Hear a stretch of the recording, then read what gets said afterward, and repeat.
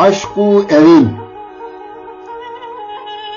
عشق و اوین حس کرنه عشق نبه جیان بو چیه؟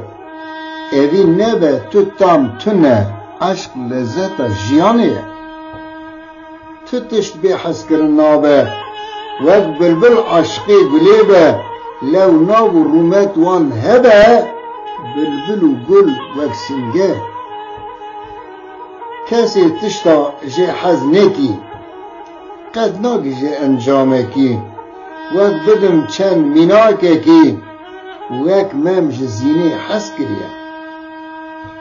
او ممو زین کبون دیروک احمد خانی او چیروک جیانا وان کریه دیروک ناو دنگ دال دنیه. فرحات جه شیرین حس کرد باوی شیرین شد خوش کرد. فرحات جبو چیا قل کرد خاپیا بمرنا شیرینه. لیلا و مجنون بون قصه مجنون ناوی وی قیسه بو اویندار بی قیاسه. لیلا کچک نجم دیه گودنا قیس قیت مجنونی بو لیلای وکا دینی نخوشی که تو نابینی گود تو اب چاوی من ندیه. چونن وکوی لوی گندی یکا رشا لیر دقاندی محبوب اوه دل حباندی لجمن وکا پریه. حس کرن تشتک جدایه یا گرینگ عشقا خدایه عشق اوه که ماین ده وکی دن تاو ده هوایه.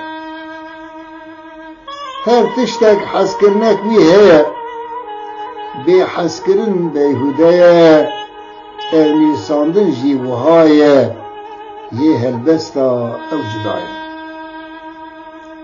ننوی سینی دبه چیروک بنوی سینی دبه دیروک بو چاندا کردی یک بیک هم دبه مالی گلیه.